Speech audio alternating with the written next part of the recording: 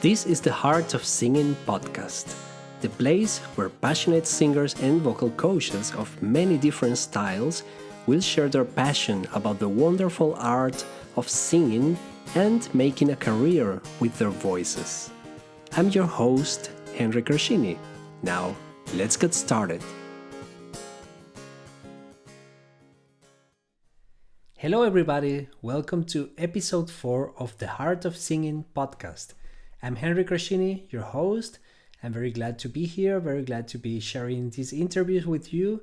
I hope you have been enjoying the podcast so far. And if this is the first time you listen to it, then please go check the other interviews. Every guest has something interesting to share about their singing, about their careers, and I have a lot of fun interviewing them, and especially considering that they come from many different stylistic regions, so to say, and different regions of the world as well. And today's guest is an US American singer-songwriter. His name is Eric Contractor. And I love this guy's voice. And I'm a fan, I admit it, and there's no shame in it. I love this guy's voice and the way he delivers, the way he builds his phrasing, and the overall concept of his music. I like it very much. And we met online about 3 years ago. We were taking part in an online seminar together, and I was checking out the other artists that were taking part in this seminar, and then I heard what was his most recent single back then, and I was blown away. It was like, wow, this guy has a really, really great quality. So I checked out more of his stuff. He has an album called Nightscape from 10 years ago already, and he has been releasing singles after that, more or less periodically. And you can, if you listen to them, they're all on Spotify or on Bandcamp. You find the link here in the video description or in the show notes if you're listening. And you can tell there is a huge evolution in his music throughout the years. So he's going to be talking with me about all this stuff, and I hope you will enjoy it. So without further ado, I leave you with the interview with Eric Contractor. Enjoy. So hi, Eric. Nice to see you, man. Hi, Henry. How are you doing? Doing well, man. Thanks. Greetings from Germany. You're in the US. Yeah, I am. You're in a town called Cottbus? Cottbus, yes. It's near Berlin, between Berlin and the Polish border, sort of. Okay, so to the east. Okay. Yeah, Right. the Northeast? eastern, yes, Okay. the north, middle, in the direction of east, but kind of south, actually. Southeast Okay. would be between Berlin and Dresden. If the city of Dresden is known to you, maybe you've It heard the is. name before. Yeah. Yeah, Dresden Dolls. Have you ever been to Germany, actually? I actually haven't. Okay, well, you're But I know. welcome to come Oh, yeah. and pay a visit when it's finally allowed to travel. Nice. Yeah, I've never been to the US either. That's on my bucket really? list. Yeah. Oh, cool. You got Which area in the US are you located? New York. I'm a little out of New York, the New York area. Okay, well, that's on my bucket list. I really want to see New York, but we'll see in the future when that's possible again. Right. So, Eric, you are what people call a singer-songwriter, and Right. do you identify yourself with this category right now that has evolved into a sort of the style in itself, right? I mean, I think by definition, I'm a singer-songwriter. I'm not sure I would say I'm a singer-songwriter by genre, if that's what you're hinting at. Like, there's kind of like people say. I mean, for instance, like Mariah Carey's a singer-songwriter, but I wouldn't call her singer-songwriter style necessarily. You know, Mm-hmm. if that makes sense. So yeah, by definition, but no by genre. Right. By definition, you are, because you write your own material, right? Right. Yeah. And speaking of it, by the time we're recording this episode, you are about to launch a new song, right? Yes, correct. Yeah. which is called Waterworld. Waterworld. Yes, yes. Yeah. So by the time people are listening or watching, the song is already out. So I hope you all stream it or check the video. There will be a video, right? No, no, I No don't think video there's this a video time. for this one. But Okay. thank you for shouting that out to everyone. The new song. Yeah. Been working on that since September. It's supposed to be a quick side project, and it kind of went on, but it doesn't matter because it came out well, I think. So Okay. yeah, that'll be out the 12th, which is very shortly. So yeah, So I hope the song does well for you. And you have recently released another one called In the Shadows a few correct, months ago. Very correct. very good song. I liked it, and I hope people check it out if they haven't yet. And well, we were talking about the style sort of thing, right? So you are a singer songwriter, but how do you describe your music style? That is a good question. I've actually struggled. I mean, you're not supposed to say all this because you're supposed to have this witty description. Yeah, I've but struggled. nowadays it's very difficult because of all the fusions you find. All right. Right, it's all fusions. Well, I would say it's a vocal centric. I do think that my music is vocal centric. Which is of course appropriate for this podcast or talk and Yes. interview. Um, and I would say it's vocal centric. Some people that I kind of compare to, I sort of compare it to, and I wish I had a couple more modern examples, but I sort of compare it to, I guess, four people. Jeff Buckley in terms of like the rock cabaret thing. Mhm. Although I don't consider myself cabaret in any sense of it. Some people might describe him as like a vocal centric rock singer. Lana Del Rey for like the retro crooning thing, and also like that a little bit of a vintage sensibility. I also think of myself a bit in terms of like some people have actually said um, I sound like Roy Orbison, but I don't know about that. And then also fourthly, maybe Hosier in terms of like a modern example, as well as Lana Del Rey in terms of like the vocal sound. Tend to write more minor keys, more moody things, and things you hear in I would say it's kind of like maybe the opposite of what you hear in like some of these like when you hear when you're trying to, at least in the U.S. you kind of turn on car commercials and everything's like whoa whoa whoa whoa whoa whoa, that kind of thing. It's not that. It's not this like cheery but like it's not this sort of like cheery like bang on a Yeah. drum whoa whoa whoa thing. It's more moody and no ukuleles or anything like that. Though I'm not ruling any of that out at the same time. That makes Well, sense. do you have I mean, I have heard everything you have released. You have a solo album that you released in 2011, I think. A It's while ago, yeah. Nightscape, right? Dancing, yeah. Everything is on Spotify. I don't make advertisement for Spotify. I don't get any money from them. I'm just saying that your Yeah. music is available there. Is it on Apple Music as well? I believe it is, yeah. Okay. So There's people can check your solo album, but where I was going is one can tell that you have had a stylistic kind of evolution because after this album, you have been releasing singles. right. And then while you were talking about moody music, yeah, but you have experimented with some, dare I say, trip hop influences maybe, and then with some vintage guitars with a lot of reverb.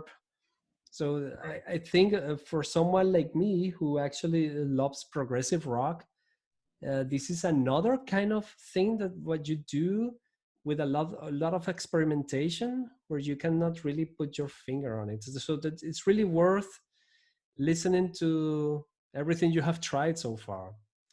Oh, thanks. Do you Yeah, do you thanks. have you gone about it like in a conscious way? Like I'm just gonna try to experiment from here, take from there, or is it just flows naturally out of here? Um, well, I write. I feel like it basically everything comes from the. I feel like a lot of what I'm probably doing comes from the song itself. Like I'll write a song, however it comes out, and then I'll um start hearing like what I think could go with it. Um, Probably. So it depends on the song, and whatever sounds I put in the song can be an outgrowth of the song itself, whatever that particular song is. And not all the songs I write, I would like to think are exactly the same. So they, I might have met mine. They can involve different elements. Um, so I made the album, then I did singles. Probably after these singles, I want to make a new EP in which I take all the things I explored, all the different. So I have the album, which was earlier, then I did the singles. But after these singles, I'm thinking what I'd like to do is make a larger project, like an EP or an album, in which I take all the things, all the different styles I hinted at or played with in the singles, and then integrate them into a more unified thing for the album or EP, the second album or EP to come. That makes sense. So those might be rough drafts. A couple of those sounds may be kind of false starts, honestly, or I did just for that thing, just for that song. But I would, if I go to do the, when I go to do the second EP or album, the larger work of more songs, not just one, I'm going to make a conscious effort to make sure that I integrate the sound. It's not all over the place. That makes sense. Yeah. Um, Okay. and I don't think my singles are all over the place, but I want to make sure that there's a unified direction for a larger project. Okay. Is there a particular reason why you decided to release just singles in this how many years? Yeah, 10 years yeah, span? yeah. It's very pragmatic. I mean, it's actually very pragmatic. It was more born out of limitation, Mm. or at least a sense of limitation. I did the album. It's really partially, well, it was in one part money, but the other side of it is I was working with people and there were false starts. Like I would work with somebody and it just didn't work. And I would work with a couple producers and I would just spend a lot of money and I had nothing to show for it because I just felt like they were not listening, Yeah. or like I didn't think the work was good that the person was doing. Like I was paying this one person, I was going at a distance, and I mean, to be frank, I just didn't like the way projects were turning out. It didn't sound good to me. They would just do. I would make requests. They would just ignore the requests and things like that. So part of the reason I did singles is because it costs. I guess it costs a lot to do an album, but additionally, um, there are a lot of false starts in which I tried to work with people, and then the part either it didn't work out or I couldn't even finish the song because I just thought it was so bad. Okay. And you're Yeah, you're you're financing all by yourself, right? yeah. Yeah, there's no. I mean, if you mean like in terms of like a label, no, nothing like that. I'm independent, so it's all financed independently. So, um, yeah. So I just had to find people. I just had to find a process and find people that I could work with without it being like this bad thing, this bad production, or it just didn't go anywhere. I mean, maybe I'm being a bit insulting, but like they weren't listening, or it just wasn't going. It just didn't work. I It think just didn't musically. work. It doesn't have to be taken in an insulting manner. Yeah. It's just sometimes people just cannot work together for different reasons, and that's fine. Or like, yeah, people You lying, or like this one person I thought was manipulative. He was lying and saying, "Oh, dude," then he would say, "Oh, I forgot, but I didn't believe him," or just even if it's not true, he wasn't lying. I didn't trust that he wasn't lying. So, okay. so there's all these stories about like that. That's why I'm. It's interesting. I wish I'd been more. I'd put out more stuff earlier, but there were some false starts, and I finally found some ways of working, which I thought worked, or at least it came out decently. So Okay.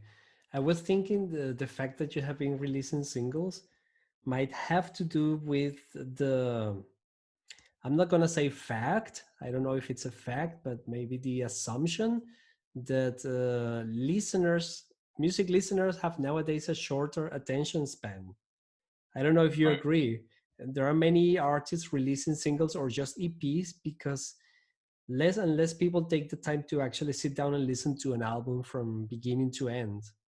right. Well, yeah, I agree, and I agree, and I simultaneously, I guess, disagree. I think for my particular case, after the album, here's the thing: I made an album, and I don't think a lot of people cared about the album, or I don't really think a lot. So, in other words, I spent a lot of money to make this album, and although I really, I mean, although I'm happy with the songwriting, and I'm glad I did it, I realized afterwards that I didn't do as much work to make sure that I had an audience to listen to that album after the expenditure to do it.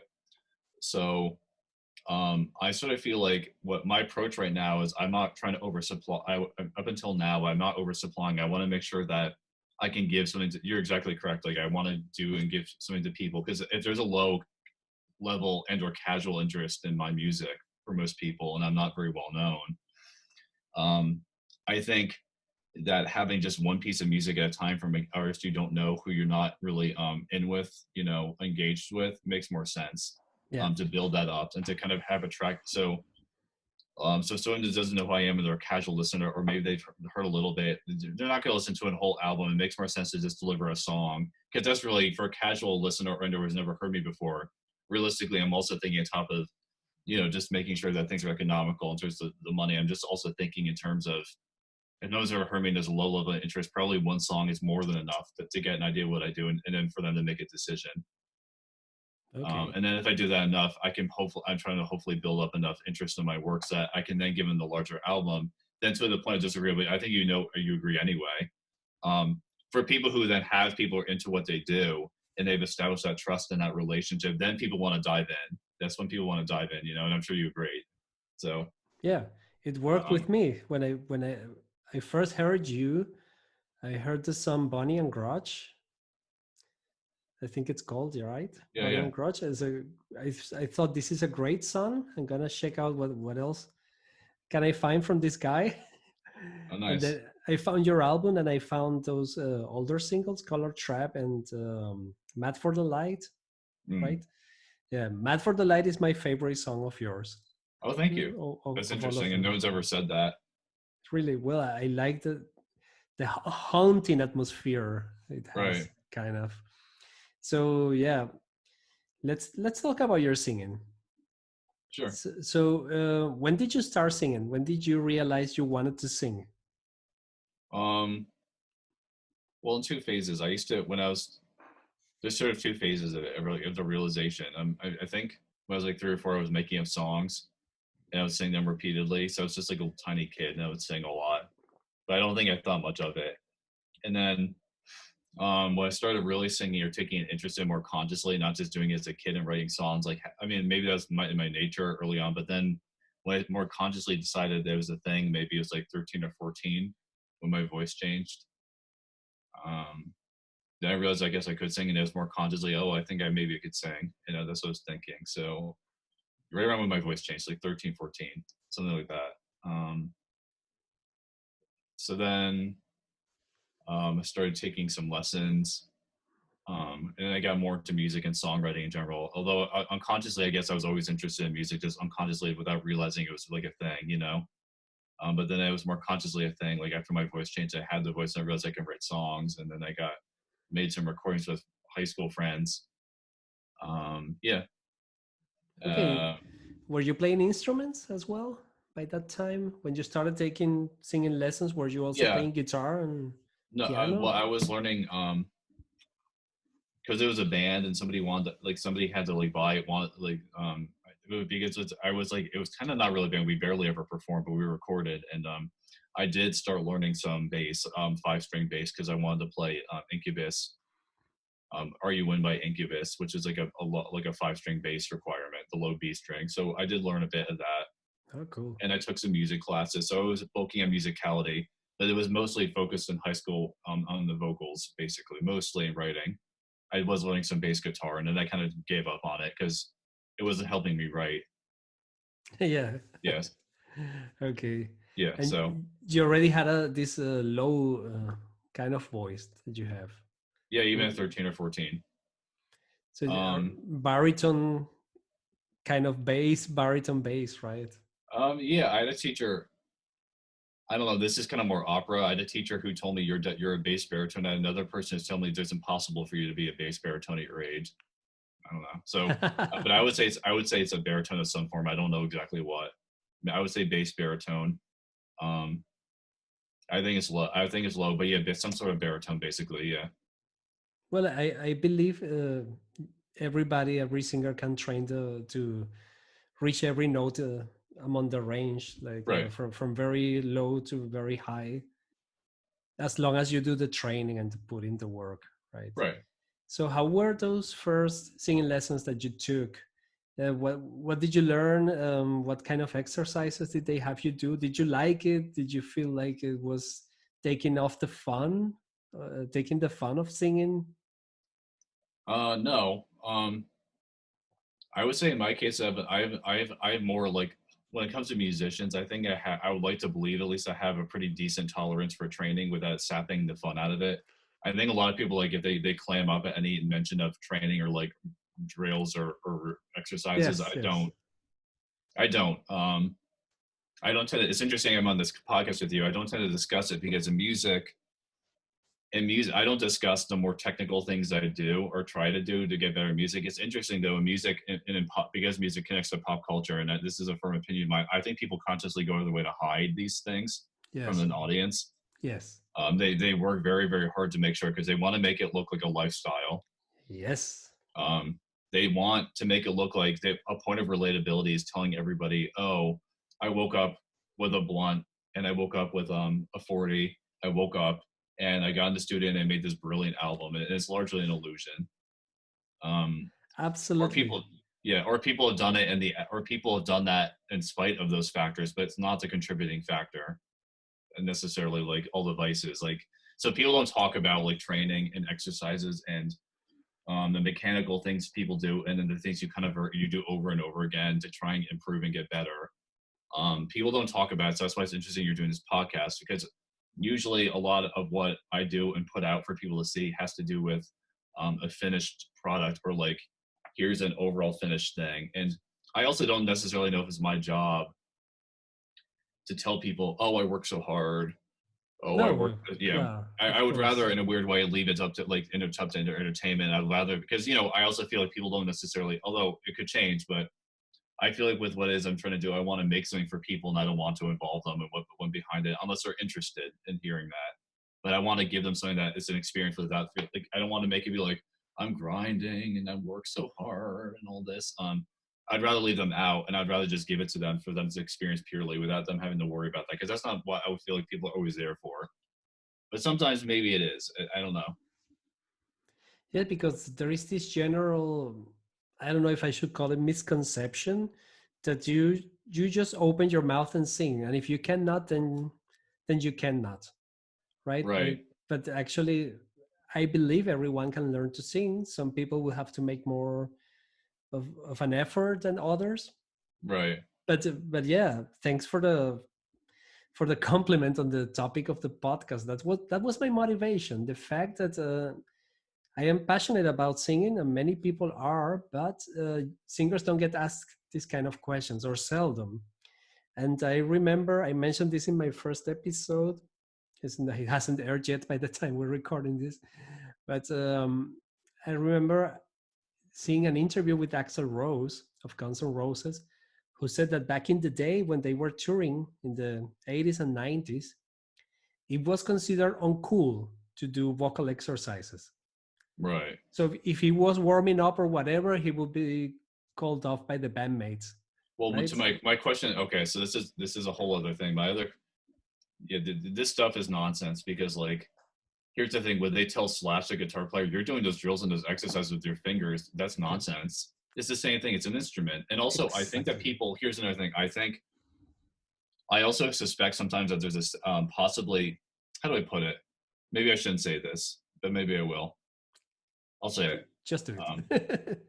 I sometimes think that, because I sometimes think also, like, because a lot of times I sometimes think that people can like view the voice as like not an instrument. And also, like, particularly oftentimes I think it can come away in this band, like particularly if there's like a band and there's I feel like sometimes it can be like oh well, if like if particularly if like a singer is like maybe like a female singer, be like, oh well, that's not an instrument, we're the musicians, we're the men, we're the musicians, kind of thing. And that's, it's like, oh well, I have to, it's like, well, we do our exercises, that's valid. If you're that, that's not a thing, that's just something you do, implying like, two tiers of musicianship. I would actually say it's harder to sing well than to play guitar. It's like harder to sing well than to play guitar well. Yeah. And only that, but it's adding another psychological dimension, um, because your instrument's your body itself, not just this external thing externally to your body. So this whole notion that like, oh, you're doing instruments, like, oh, you're not really, you're just a singer, or like particularly in those circumstances, like, oh, Yeah. well, we're the musicians and you're the singer, and that's like a different thing, like as if to say singing isn't being a musician. And the thing is, the voice is actually the focal point of every non-instrumental kind of music style. But then Right, again, yeah, you're just a singer. But without you, we're we wouldn't have any band or whatever, right? All bands right. need a singer as long as they don't play instrumental music, of course. Yeah. So, and then this whole idea that like And another thing too is that I think that there's still a whole thing where it's like, oh, I'm a great singer. I also think that when it comes to the singer thing, people probably more people who sound good or have done more stuff than they want to tell you because again, there's this weird thing with singing that it's a mystery. Yeah. And I think a lot of people willingly play into that, like, oh, I'm just a naturally good singer, so I didn't really vocal train or I haven't really done much, so you know. Yeah, they rather not talk about it. That's true. I have met some. I met one singer, actually, somebody who I consider a friend of mine for a long time, and he was for a couple of years with a commercial, very commercial label. That was back in my native country, Venezuela. I'm not originally from Germany, and I once asked him, "Did you ever take formal vocal training?" He said, "No, never." And I was like, he's lying.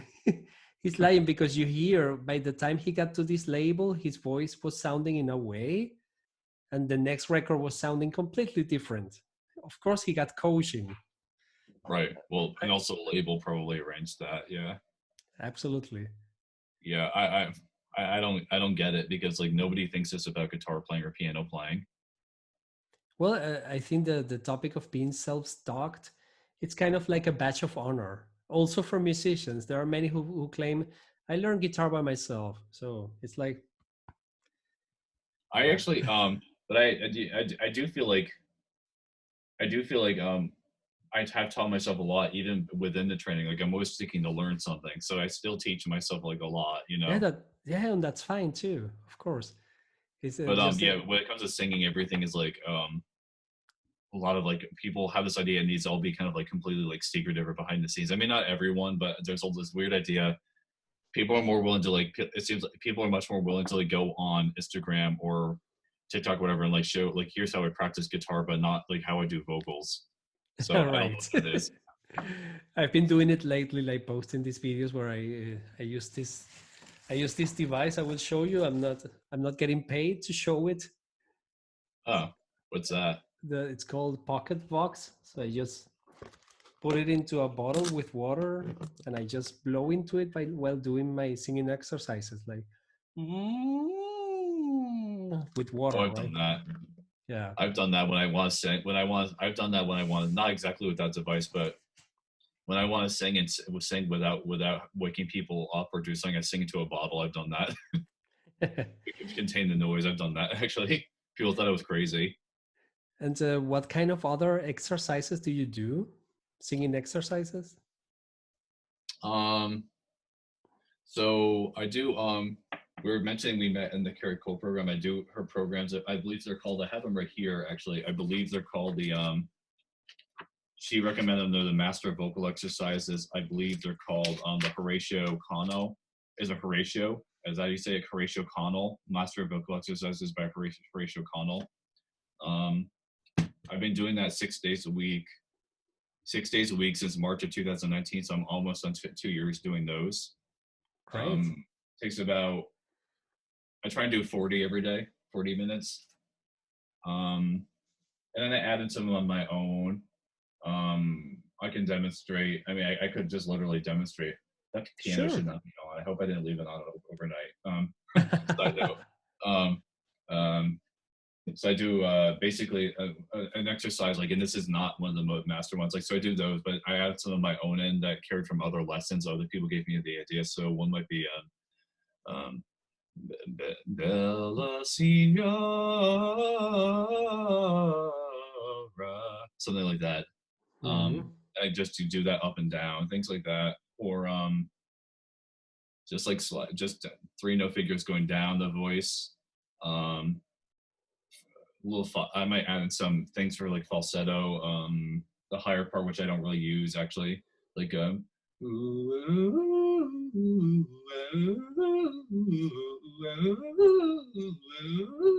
things like that. I need a keyboard, but Yeah, I no, haven't that's spent a fine. tune yet. Things like that. I've picked up a whole different but things I like that I feel like serve different parts of the voice from different teachers or lessons, and I kind of put them in and weave them together. What I think works, it helps open up a certain part of the voice or stretch it. If that makes sense. Yeah. And do you do warm ups before you go play live? Yeah. Yeah, I do. Of course, my idea what it would mean to do that has changed because it's been a little while since I played live because of the shutdowns. But Yeah. yeah, I might just do this in the car. We probably shouldn't, but I can do that in the car. Um, I've done that in car. I don't have like a formal gig warm up. Um, Okay. I tend to do less because if it's a gig, you need to save some of your voice. So I don't tend to do extensive 40-minute ones to warm up. I tend to do some, like maybe 15 minutes, just enough to make sure the notes are there. That's enough, right? Yeah, because you're going to need that energy for in the voice for the thing itself. So I preserve that.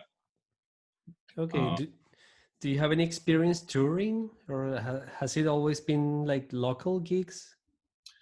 I've never toured, but I have traveled to play. Like I've traveled up to different states. I mean, regionally, I haven't toured like oh I'm gonna go away for 2 weeks and come back. I've never done that, but I've gone like oh I'm gonna go and play in Pennsylvania. I'm gonna drive a few hours, or I'm gonna drive. I've driven a few hours to Connecticut or down to Philadelphia or different locations, upstate New York. I mean, with all these, they're not all, they're all basically in the area. I've done it regionally, where I've had to drive a few hours, or I may make a weekend of it, but no like official touring. Like I do this date and I do that date and I do nothing like that because I feel like I haven't been to a position where really, I mean, I could have done that, but I really felt like it made more sense to just sort of focus time on what was local, just to build up what I felt could be built up local. I thought it was more efficient because I don't feel like have people clamoring for me to like come and like I don't at the moment. I don't have like it'll be cool, but I don't have like 100 people um, in Denver who want to like see me, hear me play. But maybe in the future. Who knows, right? Yeah, who knows? Yeah. Um, yeah, basically, it makes more sense for me to just. I mean, when you're in New York, in this area, in New York, New Jersey, Connecticut, the New York area, there's so much you can do without doing that, and so many ways to kind of play, and people haven't heard you, so it doesn't really make sense at the moment, unless I got a larger project and I actively want to get people to listen to it. But I think it's made more sense to mostly stay regional. Okay. Okay. Yeah. Well, you are being heard in Germany by myself, by Thanks. me. Thanks. Who knows? Who knows? Maybe there are others who will listen to you. But I hope I can help you reach out a few more people. Thank you. Thanks. Yeah, no problem. Let's go back to your singing style. Um, I noticed when I heard Bonnie and Grudge, the first song of yours that I heard, and then I went back to your first album. I noticed a difference in the singing. I noticed it was you. It was your voice, Right. but there was a change, and I don't quite know how to describe it. Like the album was more Elvis kind of vibe, maybe if I may, and Yeah. and and then it developed into something else. I mean, was this a conscious decision? Do you agree? Maybe you think I'm just No. Right. telling. Well, that the difference comes in I think two parts. One, the vocals themselves, and then two, how it was recorded. Um, so the later song of mine, the Bunny and Grudge, um, which is a duet. Um, well, yeah, two things. So first of that is how I sing itself, which is probably more of your interest more than how it was recorded. But firstly, how it was recorded. That particular producer, and I think it fit the project, um, and more of a modern sensibility. It's more compressed, and I think more of a bright sound, and more and capturing more highs and nasal. Not in my voice isn't nasal, but it's high, capturing more highs. And more of a non-nasal tone, but more of the nasal components of the vocals. Um, so that's how it was recorded. Whereas the album, was an earlier work, his approach to the vocals was much more, I think, hands off in terms of like manipulating the sound texture in terms of compression and highs and EQing or whatever goes into that. Though I'm sure he did some of that too. That was how it was recorded there. He wasn't. I feel like it was a more it was a less manipulated version of my singing. However, there was a stylistic. There's also what I was doing in terms of the singing and stuff, which was indeed different. I think, which is earlier on as time has progressed. Let's put it this way: I started singing. Um, when I started singing, I was singing things in terms of like classical pieces, like art music, leader song, a few musical things, but I was never really into musicals or anything like that. I was never really into the culture of it particularly. I never really cared too much about musicals, though I like the music, Mhm. so some of it at least, but I don't listen to it. But I was trained. My vocal lessons were in terms of that kind of music, which Okay. traditionally has had more of a dark tone, low larynx. And my vocal, by the way, which I try and keep from that, which is a seed of that training, which I try and keep at least neutrals, not low but neutral at least larynx. But it was darker, just dark because that was more the sound of the music I started with when I was training or like doing singing lessons.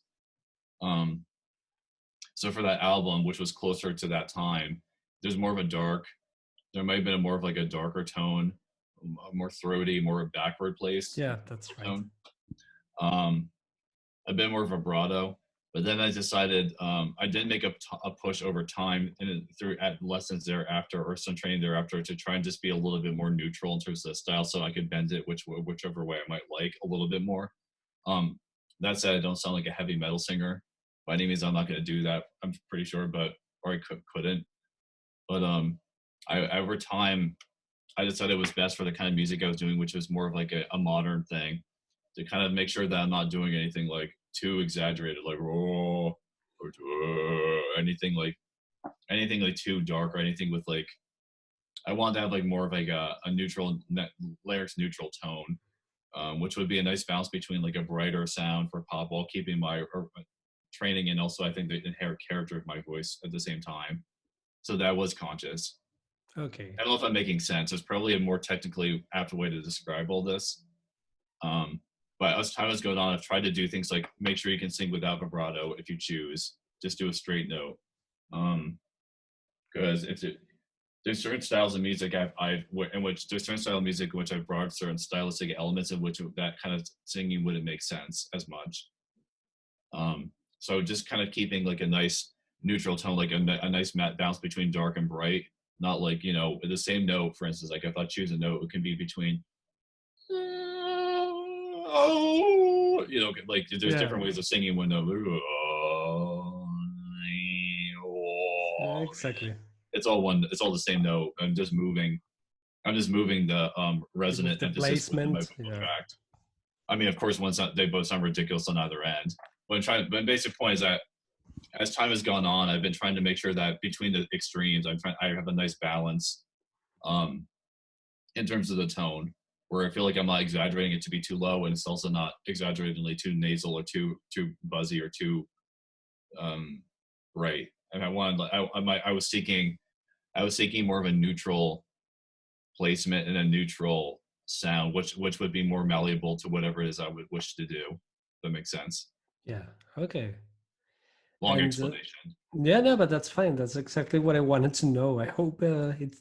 I think the listeners who don't know the songs would should have to check them out. Check the first album and then check the newer songs to see this difference. To hear this difference we're talking about, and then they will understand what you're explaining, right?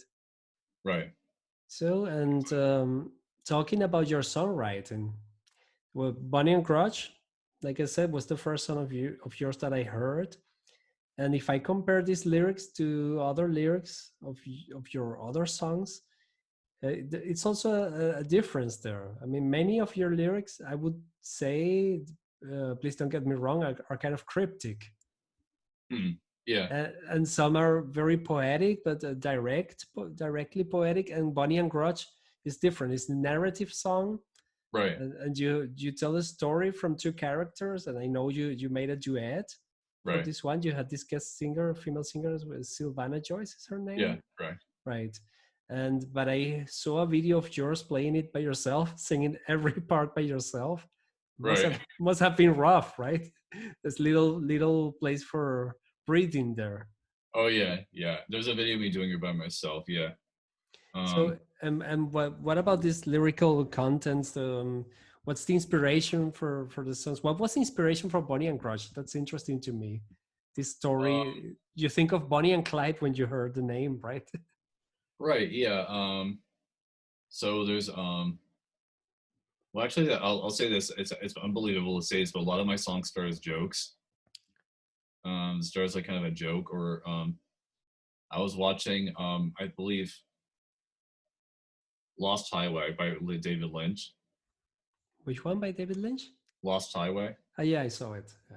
Yeah. Yeah. So that, and the song came in my head, and it was kind of like a joke, like, oh, in this style of movie, like this sort of like noir throwback, but kind of modernized, but kind of not, but not set in time. Um, Kind of that's they're kind of like telling, it was kind of like set in that world of like kind of like a noir.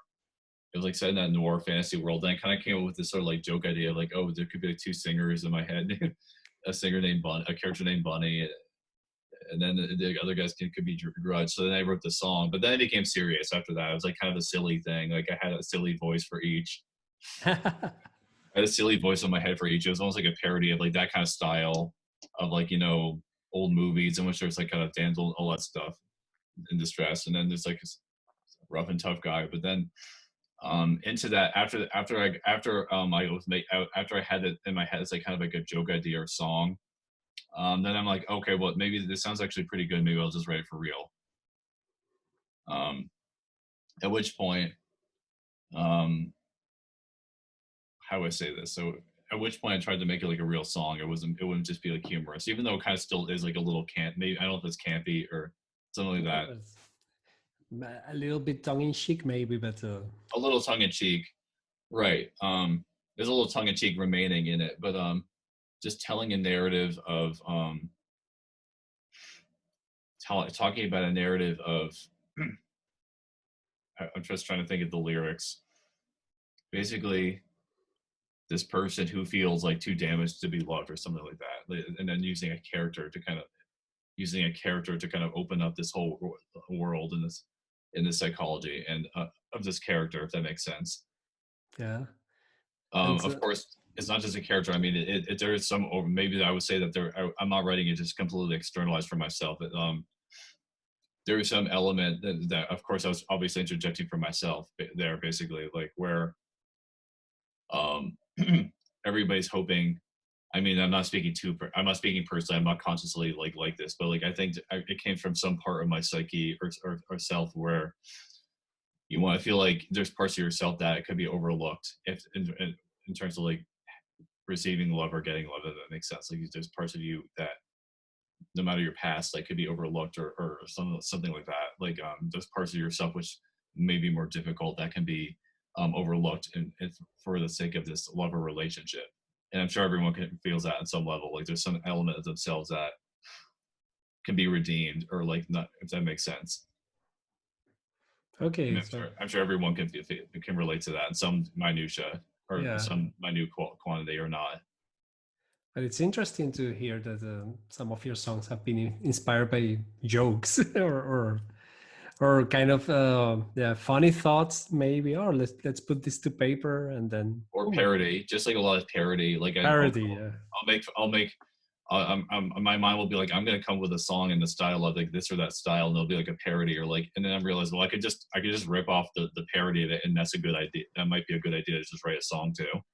So a lot of things are made in jest. A lot of my song ideas are made in jest actually, which maybe is Okay. a little unusual because I don't try. Like I sometimes will just feel like I'm mimicking a style, and it's a parody kind of thing, and then I kind of just use it. So if I actually make it go, oh, I like it, I'll just use it. Well, it's the first time I hear of a songwriter saying that about this approach. It's kind of original. Very cool. I don't know. Yeah, it's not an approach I like. I think it's because like I like mimicking things. So like I try and mimic styles and different singers and like a style, or like, oh, I heard this kind of style thing on the radio. This is what it sounds like, and I'll make my own thing of it. And but it's Okay. not that. But then I'll be like, well, I made it, so I can just use it. Okay. It's a little weird. It's come things come out of jokes, jest, and mimicry. Actually, That's interesting.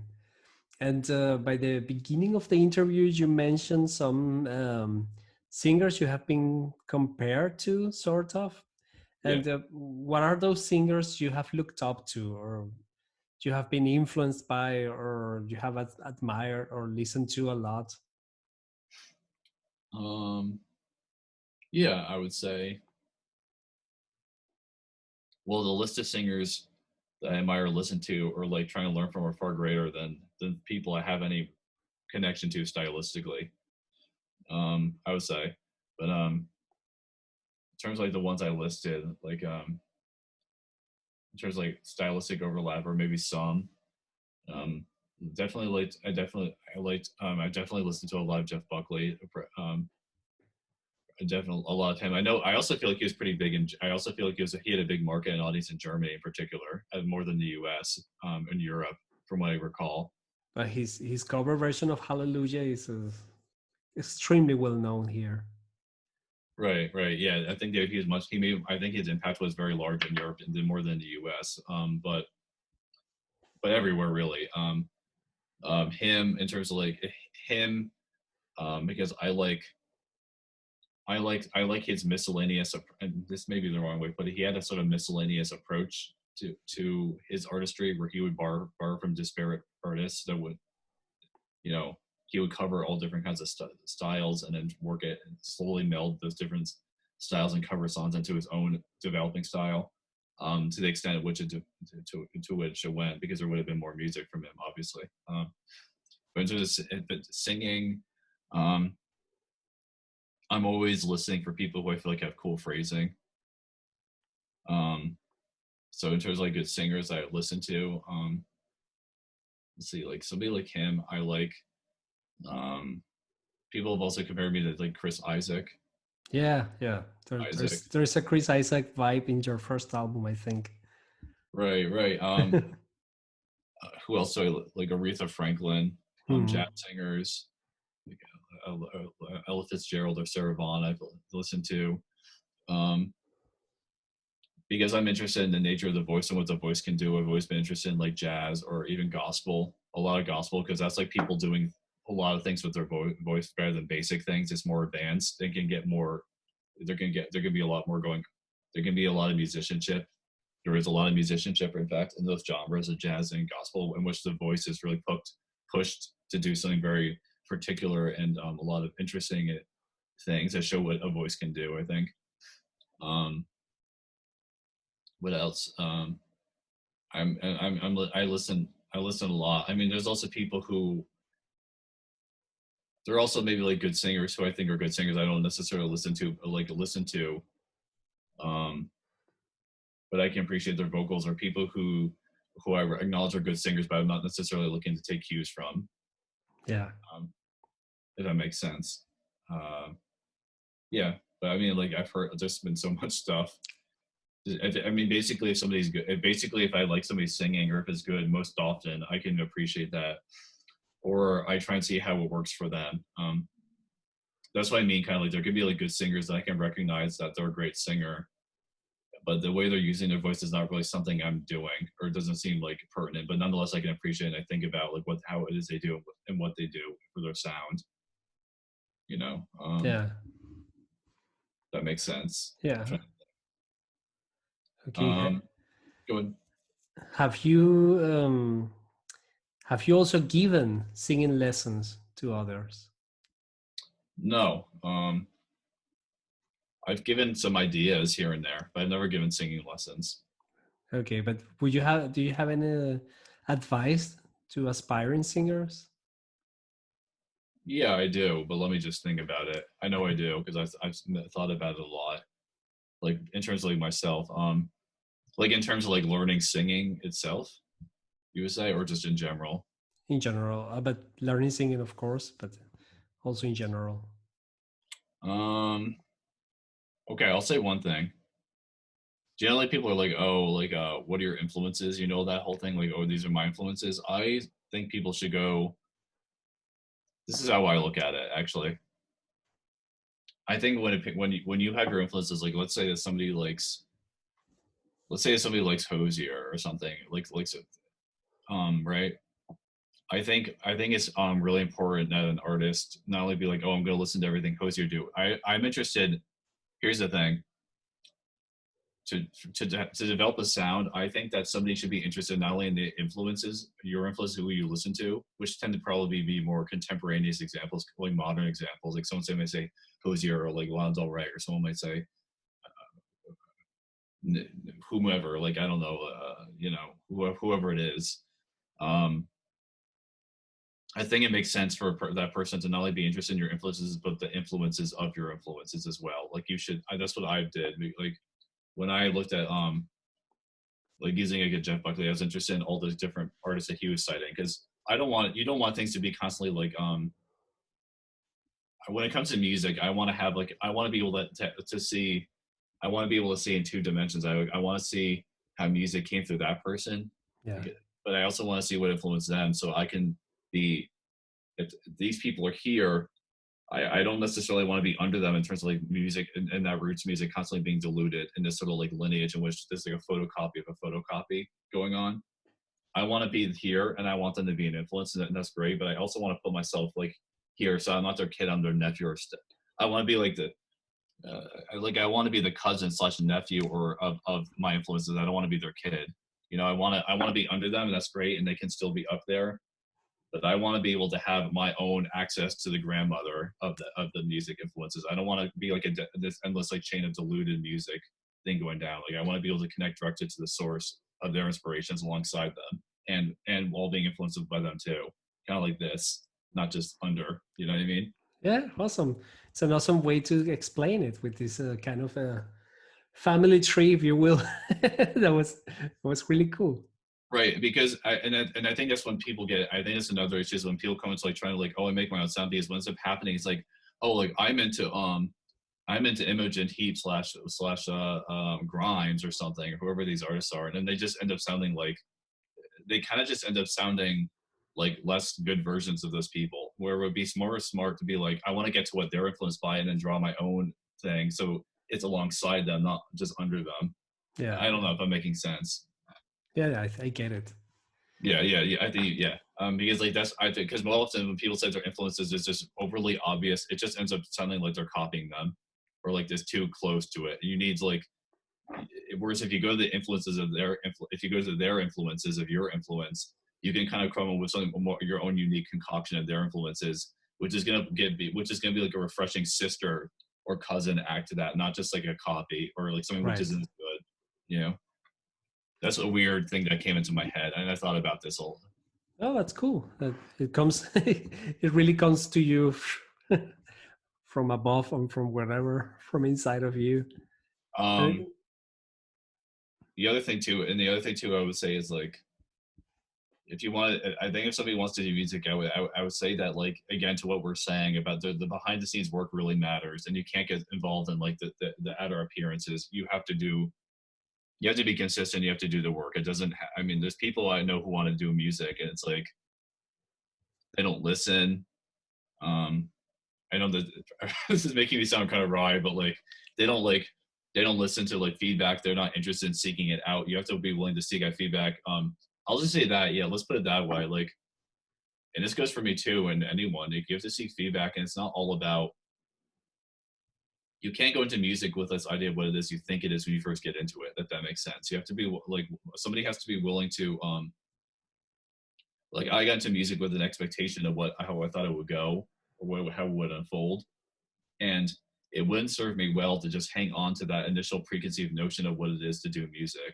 I have to adjust and evolve my perception of what it means to do it all along. And if you don't evolve if you don't evolve the musicianship and how it works, if you don't have an evolving sense of how it works and what goes into it and what you should be focusing on and what it means to do it and what you're going to have to work on, how you need to improve, it doesn't really work. It has to evolve. And if it doesn't, it tends to stay where it is. There are even people who are good, and there are even people who are pretty good, and they got started with an initial way of doing their music, and like they write a certain kind of songs, are good singers, and they write a good song, but they kind of can get ossified in this way. I think that people drag old ideas of what it is to do music and in terms of like how it works and what it will take to get out there and what it takes to like be a musician and what it takes to make things. But in reality, at least from my observation, the people who kind of it needs to be an ever evolving thing.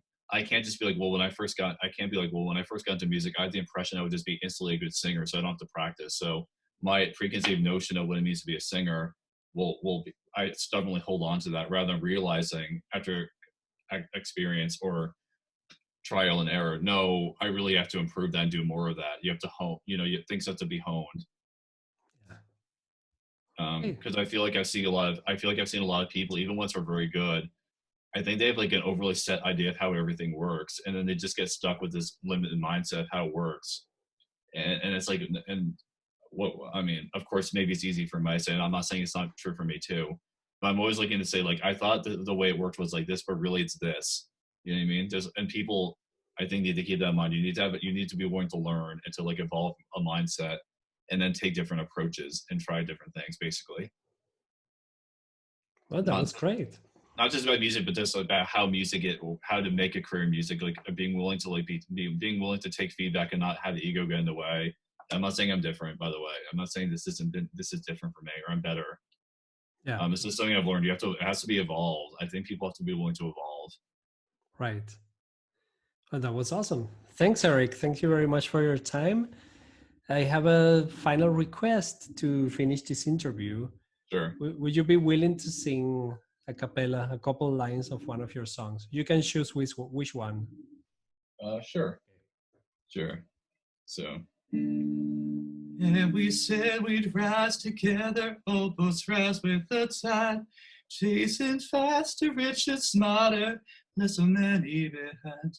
And if our world is underwater, and the oceans will rise, in a water world will you save me and look in my eyes. Yeah, thanks, Eric. That's awesome because I don't know the finished song yet. I don't know by the time I'm recording this with you, I don't know how the final product sounds, but that's great. Great preview. I'll tell you what, I'll send you I'll send you a recording right now on email. Cool. Privately, if you want to listen. Sure, absolutely. And hopefully so yeah, thanks for having me on, and hopefully you're getting some time for some music too today, or come again?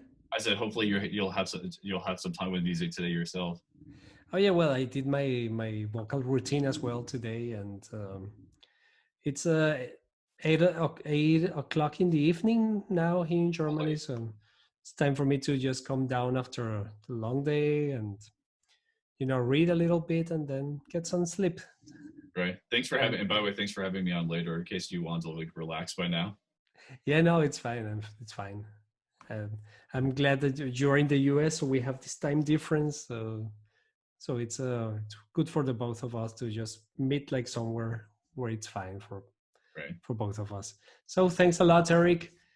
I will listen to your new song as soon as you send it. Thank you. And people can find you. Your website is ericcontractor.com, right? Yeah, that's simple. Eric, I'm mostly on Instagram. In terms of like sharing stuff related to my music and my website, and yeah, pretty basic. I'll put all that here in the show notes in the description. Oh, thank you. At Eric Contractor. That's easy. Thanks. Okay, see you, Eric. Bye, Henry. Bye. Thank you. So that was the interview with Eric Contractor for episode 4 of the Heart of Singing podcast. I hope you have enjoyed this. I hope you check out Eric's music. Go to his Bandcamp, buy his stuff if you like it. Go to Spotify, stream it, and support artists. Support music. It doesn't matter if it's a small artist or a big artist. Support everyone you like. Of course, there are the small ones without label, like Eric or like many others. Then this support means a lot more because they are then able to keep on releasing music. So I hope you have enjoyed this, and I hope you will check out the next episode 5.